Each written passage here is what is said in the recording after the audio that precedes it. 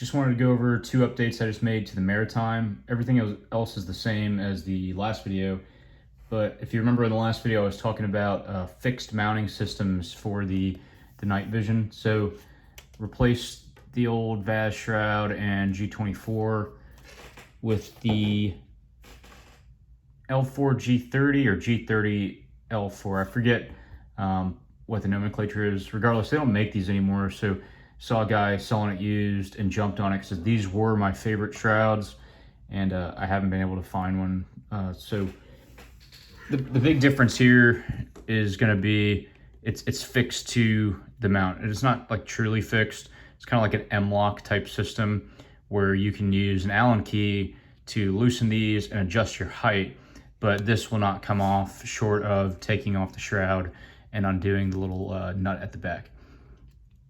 The reason I like these is, I mentioned in the last video, I don't like slop.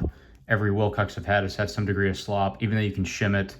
I'm just not a huge fan, and it sits closer, and so you probably won't be able to tell from this, but this little mounting system right here in the front adds actually a decent amount of width when your nods are stowed.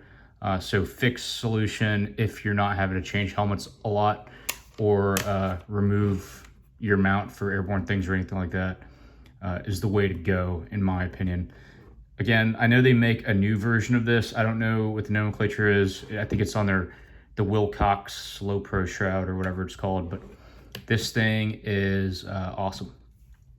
Other thing I added recently too is TNVC and 4D pads have kind of collabed for a long time, but they came up with an exclusive thing for the OpsCore Lux liner.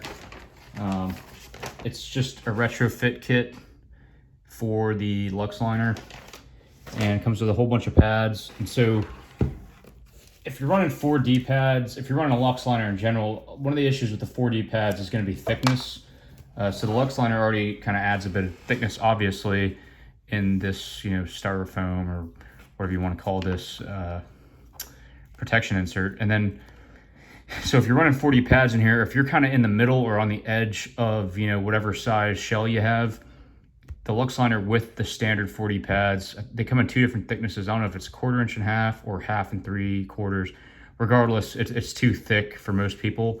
So these are a little thinner, and there's a variety of setups you can use.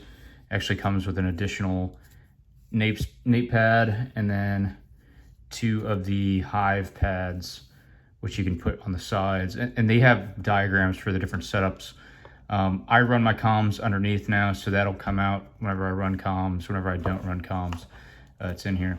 First impressions, I mean, it's comfortable.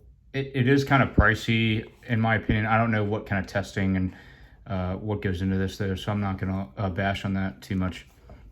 They are good pads. I know people swear by them. I'm kind of on the edge of a large OpsCore. With the Lux liner, it's a little snug even. So with this, it's pretty snug. Now it is comfortable, but again, if you're on the edge there, is it worth this over the standard pads that the Lux liner comes with? I'm not sure, but it's kind of hard to do pad reviews just because your results may vary, and it's hard to do without these in hand. And unfortunately, once you unbag them, they can't be returned for hygiene reasons. But I just kind of wanted to go over some changes I did to this.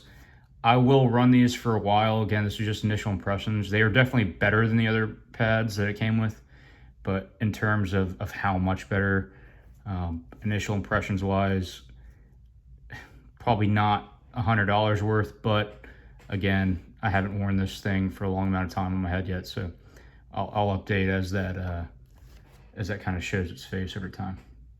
Anyways, that was it. Just 2 little updates to the helmet I wanted to go over, and I mean, I think I'm about complete now. I got everything right where I want it, so yep, that's about it. I'll have more videos coming this week.